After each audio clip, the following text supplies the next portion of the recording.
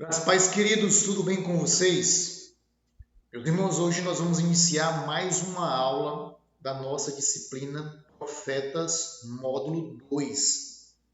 E hoje nós vamos falar sobre as lamentações do profeta Jeremias. Para iniciar essa aula, eu gostaria de perguntar para você se o profeta Jeremias ele é um profeta pré-exílico, exílico ou pós-exílico. Já parou para pensar? Quando que se deu a obra do ministério do profeta Jeremias? Ele pregou durante o exílio, antes do exílio ou após o exílio? Então, o profeta Jeremias, ele pregou antes do exílio. Ele é um profeta exílico. Só que parte da sua obra mostra como ficou a nação de Israel após ela ser levada como cativa para a Babilônia, a nação de Judá. Então ele também pode ser considerado um profeta exílico. Parte do seu ministério fala um pouco sobre como a nação ficou, como a terra de Judá ficou ali após o cativeiro. Então ele pregou antes do exílio, antes da Babilônia chegar, mas ele também mostrou como que ficou a situação do povo após ali a chegada da Babilônia. O livro de Lamentações é um livro que mostra como a nação ficou. Então, Lamentações é porque o livro vai apresentar o choro de Jeremias por causa da destruição ali da nação. A lamentação de Jeremias por causa do sofrimento do povo. Ok? Então eu te convido aí então para mergulhar nesse livro das lamentações desse profeta. Para a gente iniciar esse livro, é interessante você relembrar aquilo que você já estudou comigo sobre como era que acontecia a conquista militar de uma determinada nação, de uma determinada cidade. Você já viu isso comigo, mas é interessante revisar. Então, para entender um pouco sobre o que aconteceu com Judá, nós temos aqui a figura de Jerusalém antiga. Perceba que ela está ali construída sobre o Monte Sião. Você vê aqui o templo, você vê aqui a cidade de Davi. E é interessante entender que naquela época as cidades eram muradas, certo? E boa parte delas eram construídas em cima das montanhas, certo? Devido à altitude, havia ali dificuldade para a água chegar naquela cidade. Quando um exército ele chegava para destruir e conquistar determinada cidade, a primeira coisa que eles faziam ali era fechar as minas de água que abastecia aquela cidade. O primeiro problema que o povo enfrentava quando uma determinada nação o cercava era a falta de água. Então, o pessoal começou a experimentar ali em Judá a falta de água. Imagine uma cidade sem um abastecimento de água para tomar banho, para lavar os alimentos, para você tomar ali, matar a sua sede ou matar a sede dos seus animais. Então pense na dificuldade. Então ali eles chegavam e apresentavam um ultimato. Olha só, se vocês se renderem, nada vai acontecer com vocês. Vocês precisam apenas se tornar escravo da gente. Só que muitas vezes a cidade resistia a esse ultimato. As pessoas tinham a esperança que se elas fugissem, elas iriam encontrar a liberdade, ou eles poderiam tramar uma certa revolta para conquistar aquela nação opressora. E se a cidade resistisse, todos ali correriam o risco de morrer. O cerco, por causa dessa briga entre a nação opressora e a nação ali que sofria essa opressão, ele chegava a durar entre 1 ano a 3 anos. Então pense o povo ali passando 1 ano a 3 anos por necessidade de água, necessidade de abastecimento de alimentos, os animais morrendo, o pessoal morrendo de fome, era um verdadeiro desastre. Dificilmente uma cidade ela conseguia sobreviver a esse cerco da nação opressora. Então, todas as entradas e saídas eram cercadas ali. Nós percebemos também que o livro de Obadias ele tem uma menção relacionada aos edomitas. Os edomitas eram irmãos dos israelitas. Os israelitas eram descendentes de Jacó e os edomitas eram descendentes de Esaú. E o pessoal, quando eles foram cercados ali pela Babilônia, eles lembraram de suas passagens secretas, que davam acesso aos vales e às colinas de Israel. Então, a Babilônia cercou, só que eles lembraram dessas saídas. Então, eles pensaram assim, se a gente conseguir passar por essas passagens secretas, nós alcançaremos os vales e as colinas, e a gente vai alcançar a liberdade. Porque quando eles chegavam nesses vales e nessas colinas, além dos babilônios estarem ali para os capturarem, estavam também os seus irmãos, os edomitas, os descendentes de Esaú. E eles capturavam os seus irmãos israelitas e os entregavam como prisioneiros para a Babilônia. Perceba aí uma intriga entre esses irmãos, entre israelitas e edomitas. Intriga essa que se iniciou lá da confusão de Jacó com Esaú, quando Jacó enganou Esaú para receber a bênção da sua primogenitura. A gente aprende muitas vezes com isso que uma briga dentro da família ela pode aí atingir várias gerações. O remorso, certo? A mágoa, o rancor. Então, muito provavelmente, os edomitas fizeram isso se lembrando da confusão que ocorreu com Esaú e Jacó. Os edomitas montavam guardas, capturavam os judeus e entregavam eles para os babilônios. E o livro de Obadias é um livro de condenação aos edomitas, porque eles fizeram isso. Ok? Então, quando eles eram capturados, muitos deles eram empalados. Ok?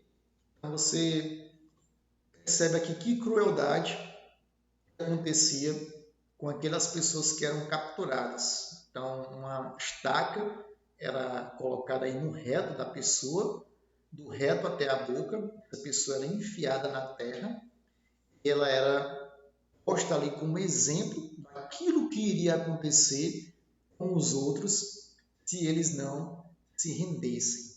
Ok? Então, muitas vezes os babilônios utilizavam certas máquinas para jogar animais vivos ali dentro da cidade, feras, por exemplo, onças, leões, outros tipos de feras, para que houvesse ali uma confusão no meio do povo por causa desses animais selvagens. Muitas vezes pessoas mortas também eram jogadas ali no meio do povo, no meio da cidade, para disseminar bactérias. Você sabe que um corpo em estado de decomposição tem muitas bactérias e pode ali espalhar doenças no meio das pessoas. Então isso acontecia com o objetivo da disseminação de doenças ali na cidade de Jerusalém. Então as pessoas estavam sem água, as pessoas estavam sem alimentos, as pessoas estavam vulneráveis a adquirir doenças e por causa da fome, elas começavam a sacrificar animais para poderem comer. Alguns comiam cavalos, outros comiam gatos, outros comiam jumentos, outros comiam cães, até ratos. Era ali era um posto do cardápio ali do pessoal ali de Jerusalém. Fazia parte da composição. Então, as crianças que morriam eram devoradas, para você ter uma ideia. Muitas criancinhas começaram a morrer de fome, então a família aproveitava o corpo daquela criança para comer e então matar a sua fome. E é interessante entender que a alimentação era uma prioridade para os homens, porque os homens participavam da guerra e precisavam ter ali energia física para participar dessa guerra. Então eles tinham prioridade na alimentação. As primeiras pessoas que iam morrendo começavam-se pelos idosos, mulheres e crianças, certo? E então eles ali começavam a experimentar a morte. Então, quando essas muralhas caíam, o que acontecia? Havia um verdadeiro massacre. O povo ali era morto à espada. Para se ter uma ideia, havia um abuso sexual das mulheres por parte dos soldados. E depois que essas mulheres eram abusadas, elas eram assassinadas. Muitos eram abusadas e tinham a vida preservada, jogadas ali ao léu da cidade, certo? E pense você aí como um pai de família, vendo a sua mulher e a sua filha sendo abusada por esses soldados. Depois você sendo levado como cativo para a Babilônia e possivelmente suas filhas ali abandonadas juntamente com a sua esposa na cidade de Jerusalém, na região de Judá. Ok? Então era uma crueldade que era feita com essas pessoas. Em relação à realeza, os príncipes eram os primeiros a serem executados diante do povo. Ok? E os reis tinham seus olhos perfurados. Então, possivelmente, a última coisa que o rei via era a sua família sendo assassinada. E ali eles tinham seus olhos perfurados. Eles eram levados como cativo para a Babilônia. Então, perceba crueldade que aconteceu com Israel por causa do pecado de idolatria. O livro de Deuteronômio que a gente estudou fala muito sobre isso. Moisés ele lembra o povo sobre a questão da obediência à lei e diz para o povo escolher a obediência à vida, a obediência que geraria vida, não a desobediência que geraria a morte. Se o povo fosse fiel à lei, o povo ia experimentar as bênçãos do Senhor. Se o povo fosse infiel à lei, Deus enviaria uma nação que os levaria para longe e os espalharia sobre toda a terra. Certo? Então é exatamente isso que o profeta Jeremias prega. O profeta Jeremias confronta o pecado do povo. O povo não ouve Jeremias. Então a cidade então é destruída e ele vai contar o que aconteceu a cidade, como a cidade ficou. É sobre isso que o livro de Lamentações vem falar. Então perceba o que ele diz logo em Lamentações capítulo 1, versículo 1. Como está deserta a cidade? Antes ela estava tão cheia de gente. Então, antes a cidade estava normal, a economia funcionando, o culto funcionando, o povo abraçando o pecado, a idolatria, o povo esqueceu-se da lei do Senhor. Só que com a chegada da Babilônia, a cidade ela ficou deserta.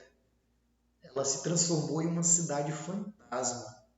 Algumas pessoas vivendo ali após a devastação. Então a cidade estava deserta. Ok? Imagine aí mais ou menos aquele filme Eu Sou a Lenda de Will Smith, certo? Para você ter uma ideia de como a cidade ficou abandonada. Jeremias continua dizendo, em aflição e sob trabalhos forçados, Judá foi levada ao exílio. Durante essa caminhada do povo de Judá até a Babilônia, muitos deles morreram ali durante essa viagem. Muitos ficaram pelos caminhos, muitos tiveram seus corpos enterrados ali nesse caminho. É por isso que o profeta Ezequiel vai ter aquela visão do vale de ossos secos. Porque aquela visão não foi só uma visão metafórica, mas ela realmente aconteceu. Realmente muitas pessoas morreram ali nos vales entre Judá e Babilônia. Muitos judeus ficaram ali. Muitos judeus tiveram suas vidas ceifadas e foram deixados ali com sede, com fome, fracos, nesses caminhos. Então, Ezequiel ele vê o vale de ossos secos, que representa a falta de esperança do povo de Judá. E Deus permite que Ezequiel veja esse vale, esses ossos criando carne, criando tendões, esses ossos se levantando. Tudo isso apontando ao retorno de Israel para ajudar, retorno do povo de Israel para ajudar. Então Deus pega algo que aconteceu de forma literal, muitos morreram ali nesses vales, para falar da esperança que esse povo ainda iria experimentar, a sua volta para ajudar, a sua volta para a terra de Israel.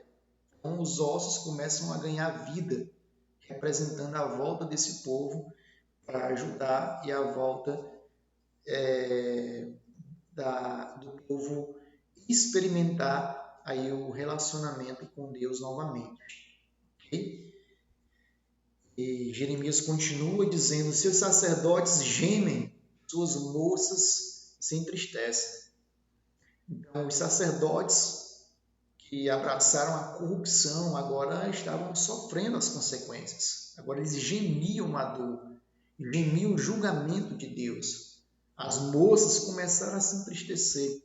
Okay? As consequências vieram também aos filhos de Judá. Os filhos foram levados ao exílio, prisioneiros dos adversários. Todo o esplendor fugiu da cidade de Sião. Todo aquele esplendor que os judeus se orgulhavam, agora não tinha mais esse esplendor. O templo foi destruído.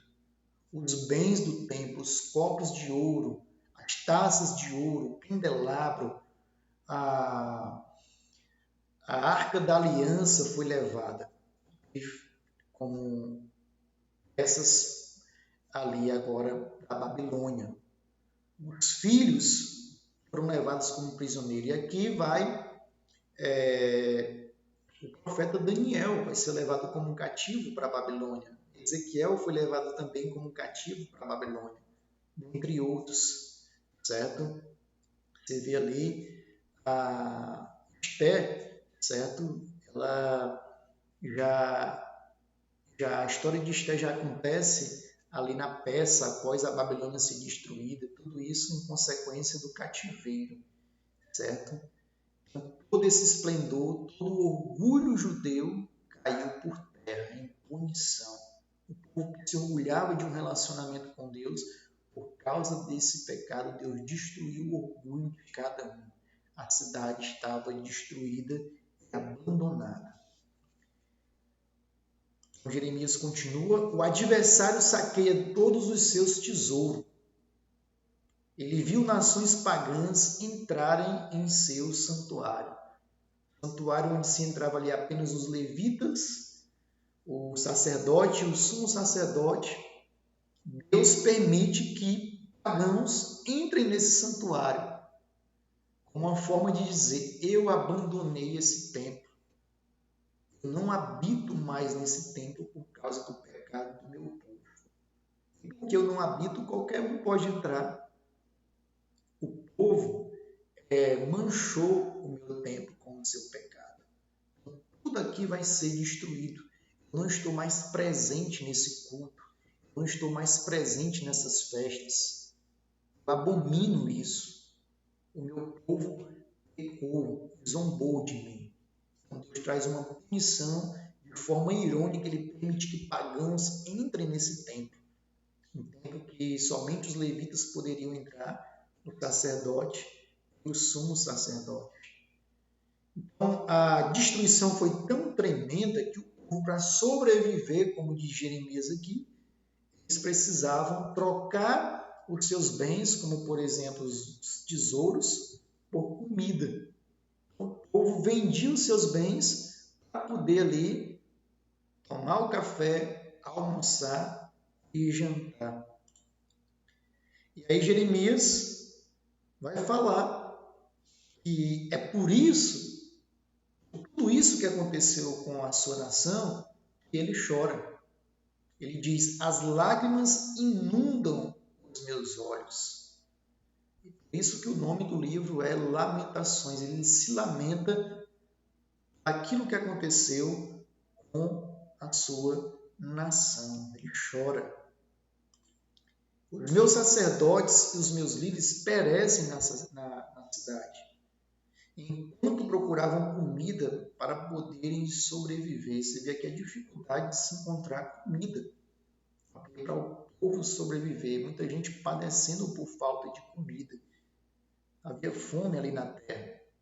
Todos os meus inimigos se alegram com o que fizeste. Então é muito interessante isso aqui. Vem aqui a zombaria agora com a nação de Israel. Os inimigos começaram a zombar, okay, com aquilo que Deus fez, com a punição que Deus trouxe através da Babilônia.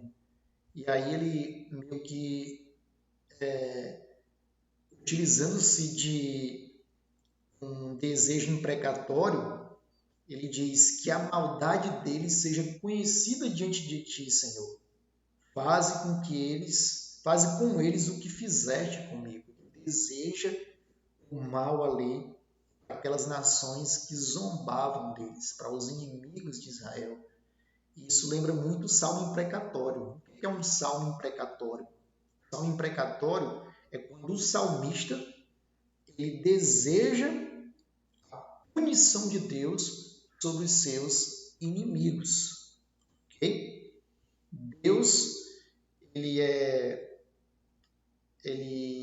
chamado a atenção pelo salmista sobre o seu sofrimento e sobre a zombaria dos seus inimigos. Então, esse salmista pede a Deus para punir os seus inimigos. Você pode estar se perguntando se a gente pode fazer essa oração hoje como os salmistas faziam. Lembra que o salmo é um hinário. Ele é uma composição de hinos que eram cantados ali dentro do templo, nas festividades e nos cultos prestados por Israel. E dentro desses salmos existem salmos imprecatórios. E você pode se perguntar, eu posso fazer esse mesmo tipo de oração? A gente precisa entender que quando esses salmos imprecatórios eles foram ali escritos para serem cantados durante os cultos prestados ali pelo povo no templo, a gente precisa entender que Deus ele agia realmente dessa forma e punia os inimigos de Israel de forma física, de forma severa, porque Deus usava a nação de Israel para se revelar às nações. E agora, com a revelação em Jesus Cristo, o que Jesus Cristo vem nos incentivar é orarmos pelos nossos inimigos. Porque agora ele não usa mais uma nação civil para punir o seu povo. Ok?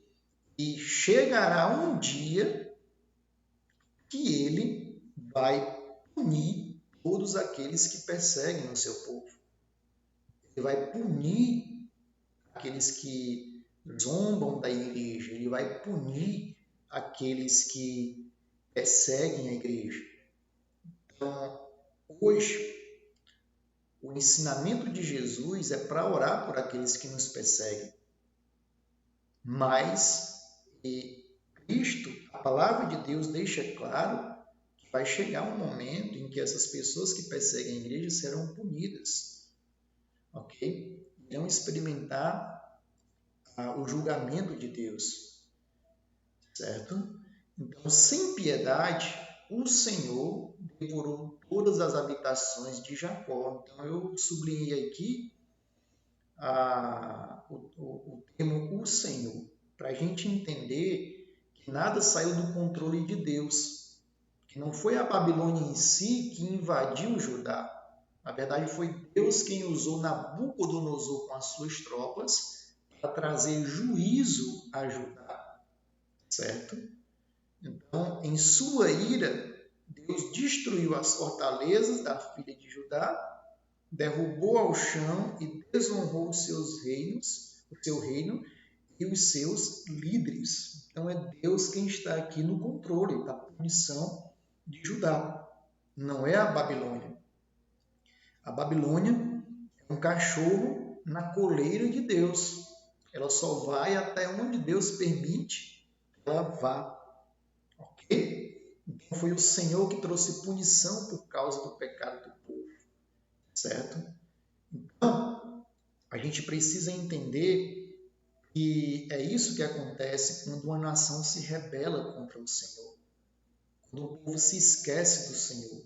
Quando o povo abraça o seu orgulho, quando o povo abraça a idolatria. Ele pode trazer uma punição para que o povo venha se lembrar quem é ele, para que o povo venha se arrepender, para que o povo venha entender que a nossa vida ela não se resume apenas nessa terra, para o povo lembrar que Deus existe. Então, muitas vezes ele pode trazer sofrimento para uma nação através da natureza, com enchentes, por exemplo, certo? Com uma economia fraca, com políticos corruptos. Deus muitas vezes pune uma nação dessa forma. Para quê? Para que o povo venha lembrar. Deus existe. Nós não somos máquinas. Nós precisamos quebrar o nosso orgulho.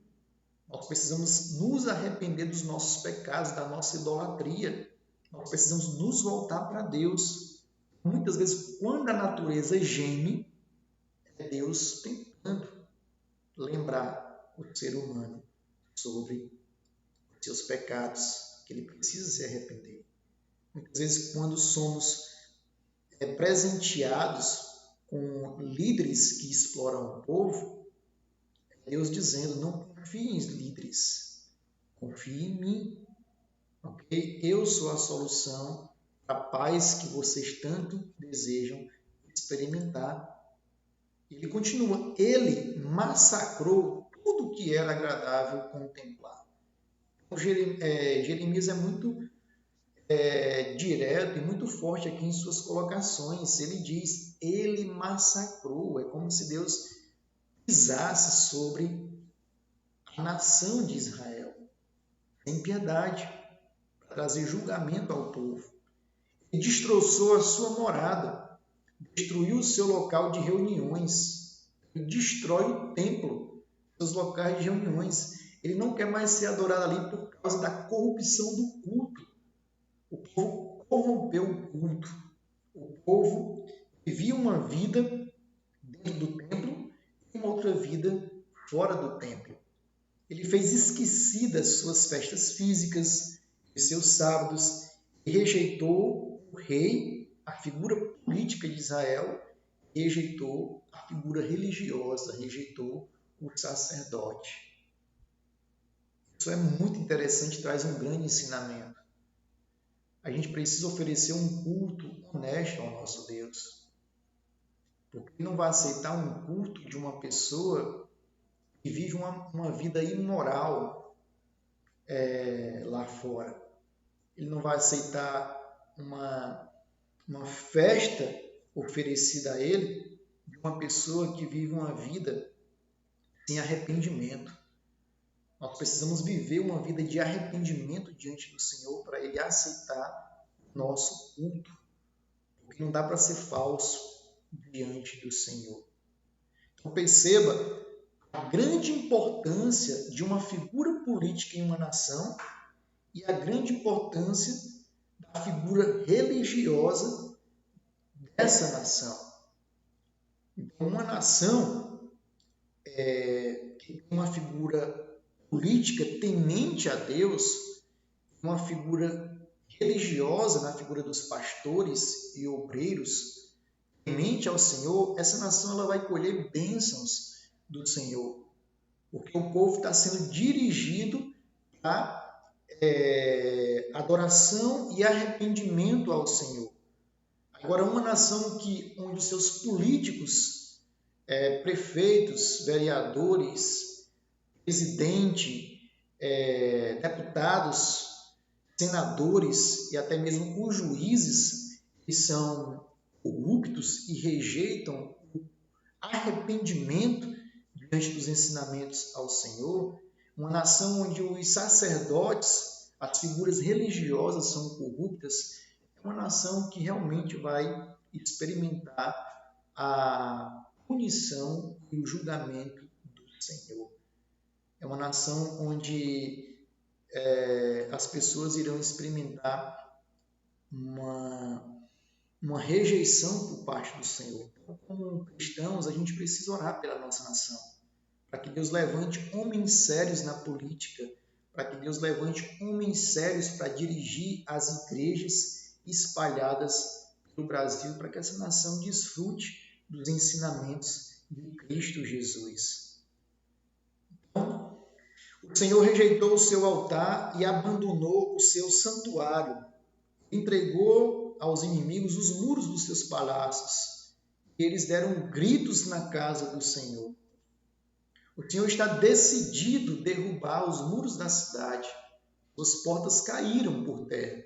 Suas trancas ele quebrou e destruiu. Seus reis e líderes foram exilados para diferentes nações. E a lei já não existe. A palavra de Deus ali já não orientava mais o povo. Como é triste. É por isso que Jeremias se lamenta. A nação já não estava mais orientada através da palavra do Senhor. Como é triste uma nação onde essa nação não experimenta a orientação vinda da palavra de Deus. É uma nação perdida, é uma nação sem rumo, é uma nação cega.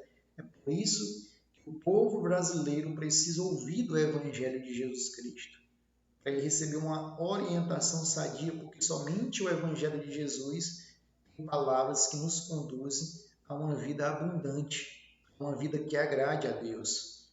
Os profetas já não recebem visões do Senhor. Deus não usava mais os profetas do Senhor, dele próprio, certo? Para orientar o povo. O povo não tinha mais orientação. Como é triste não receber a orientação do Senhor. Como é triste quando Deus não levanta homens para orientar o povo de Deus.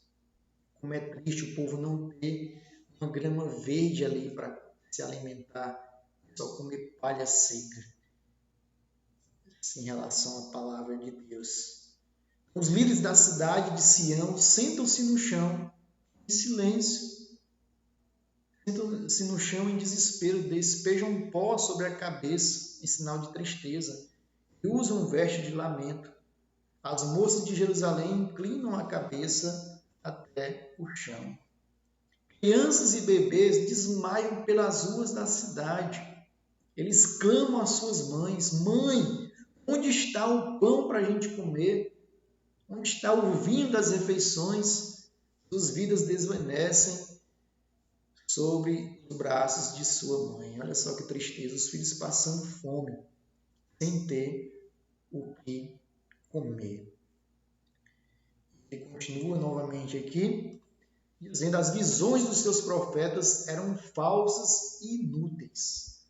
Olha só porque o povo abraçava o pecado.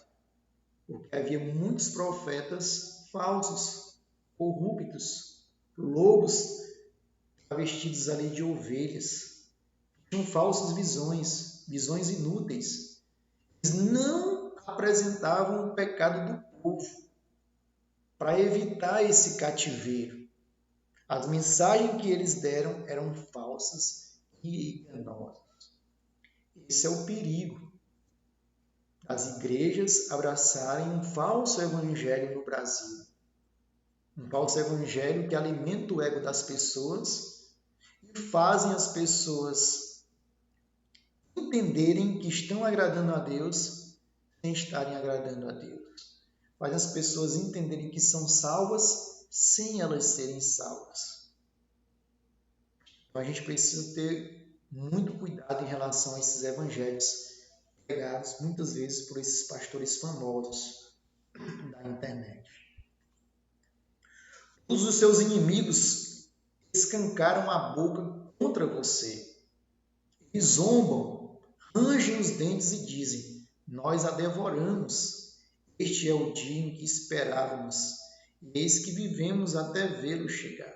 Você vê aqui a zombaria e a felicidade das pessoas em ver o povo de Deus sofrerem a punição dos seus pecados. Levante o seu coração na presença do Senhor. Então aqui, apesar da falta de esperança do povo, o profeta Jeremias convida aquele povo para um sentimento de esperança. Levante para eles as mãos em favor da vida dos seus filhos, que desmaiam de fome nas esquinas de todas as ruas. Voltem para o Senhor, se arrependam do pecado de vocês. Busquem esperança no Senhor. Essa é a convocação do profeta Jeremias. Aí é como se ele continuasse orando a Deus. Deverão as mulheres comerem os seus próprios filhos? Deverão os profetas e os sacerdotes ser assassinados no santuário do Senhor? Já mostra o contexto aqui do que estava acontecendo. As mulheres comendo seus próprios filhos por causa da fome. Ali os sacerdotes foram assassinados no templo do Senhor. Meus jovens e minhas virgens caíram mortos à espada. Tu sacrificaste no dia da tua ira. E aí ele diz, tu, Deus, mataste sem piedade. Então você vê aqui Deus trazendo a sua punição por causa do pecado do povo e tirando a vida conforme Deus quer.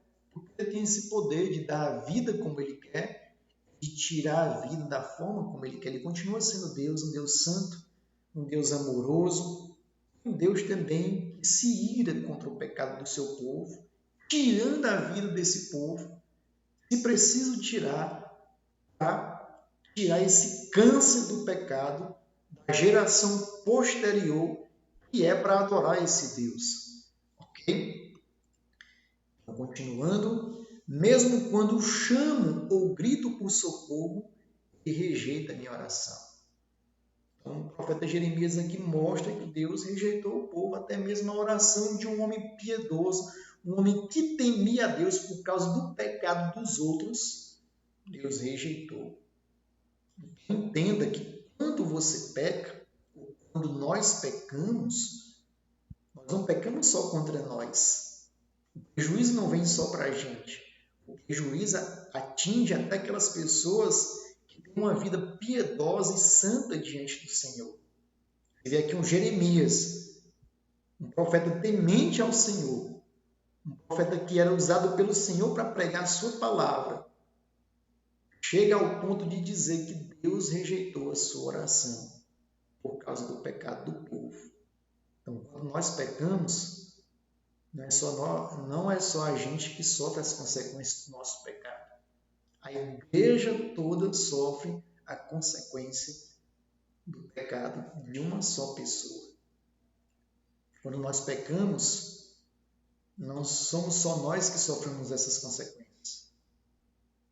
Às vezes a esposa sofre a consequência do nosso pecado, os filhos sofrem a consequência do nosso pecado, às vezes a igreja fica atolada na lama e não consegue crescer, não consegue se desenvolver, não consegue multiplicar os seus discípulos por causa de um pecado que não é tratado dentro da igreja. Então, a gente precisa se arrepender dos nossos pecados. Todavia, lembro-me também do que me dá esperança. Novamente, ele volta a sua mente para a esperança.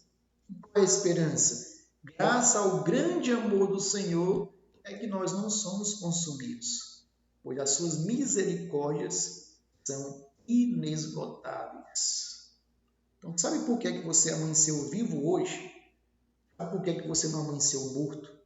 Porque Deus é misericordioso. Não é porque você é uma boa pessoa. Não é porque eu sou uma boa pessoa.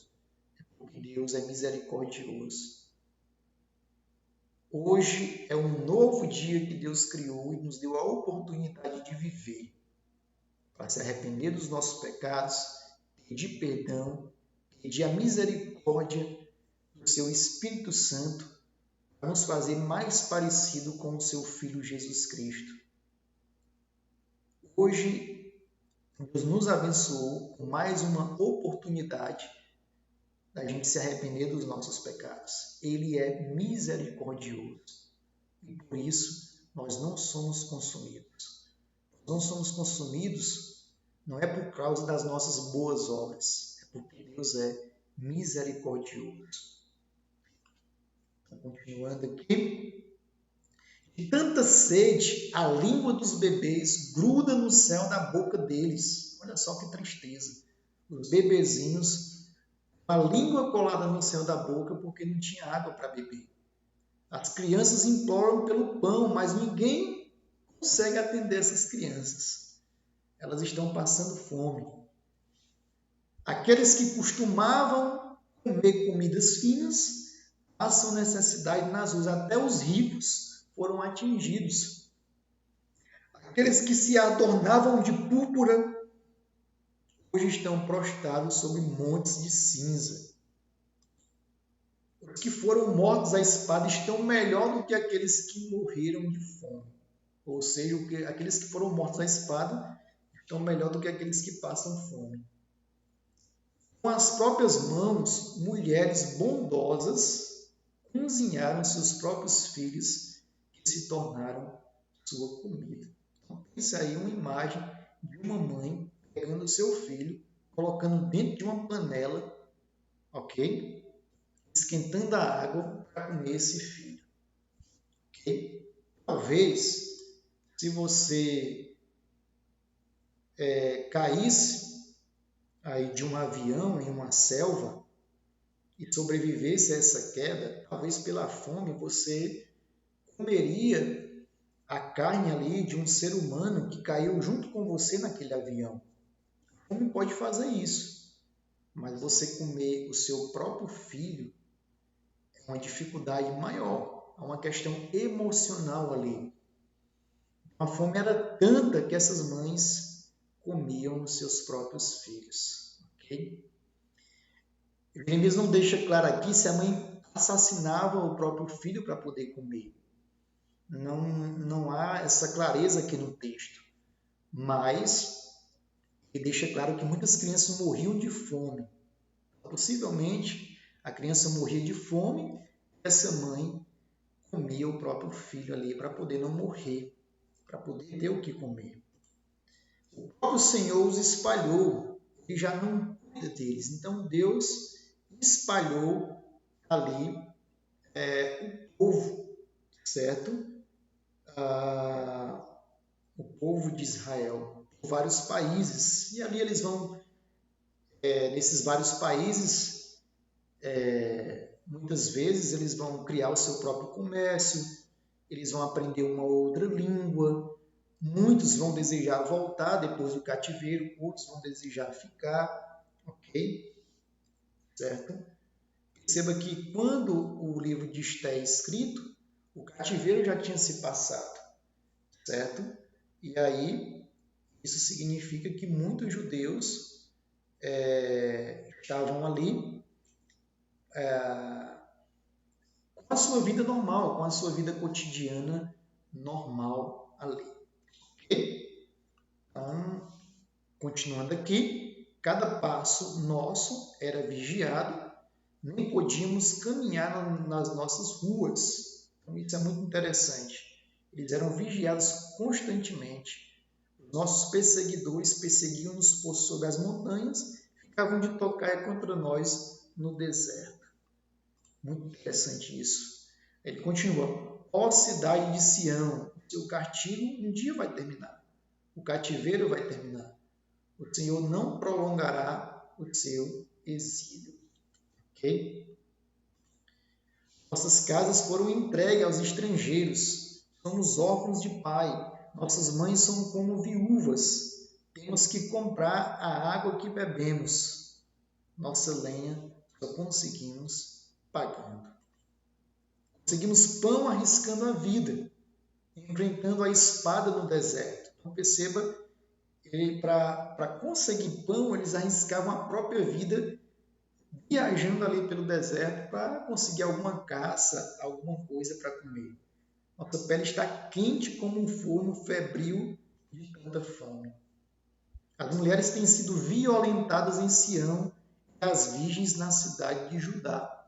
Então perceba que mesmo após a queda, as mulheres ainda continuavam sendo violentadas.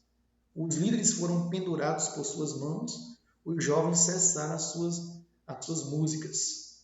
Nossas danças se transformaram em lamentos. O Monte Sião, ali onde a cidade de Jerusalém foi construída, está deserto. E os chocais perambulam por ele. Chocais é esse animalzinho que é um mamífero carnívoro que parece com uma raposa. Ele se alimenta de carnes deixadas por animais maiores como se fosse uma carniça. E ali esses chocais dominavam a cidade de Jerusalém, porque a cidade estava deserta. Ok? E aí, por último, Jeremias ora ao Senhor, dizendo: restaura-nos para ti, Senhor, para que voltemos, acaba com esse cativeiro, renova os nossos dias como os dias de antigamente. Então, essa é a oração de Jeremias. Esse é o seu lamento. Que essa aula possa edificar você, possamos, através dessa aula, nos lembrar que o nosso pecado ofende a Deus, que por causa da misericórdia do Senhor nós não somos consumidos, que Ele é um Deus misericordioso e que Ele nos convoca a nos arrependermos por causa do nosso pecado. Um dia, todo pecado contra o Senhor será punido severamente. Jesus Cristo irá voltar e irá julgar as nações, então, punindo todo o pecado, todo aquele que nele não crê. Você pode crer no Senhor Jesus nesse dia. Se você está vivo assistindo esse vídeo, Deus está dando uma ótima oportunidade para você se arrepender dos seus pecados, se voltar para Cristo Jesus e abraçar a sua misericórdia. Que Deus abençoe você, que após essa aula você possa então escrever o seu nome aí na lista de presença. Deus abençoe.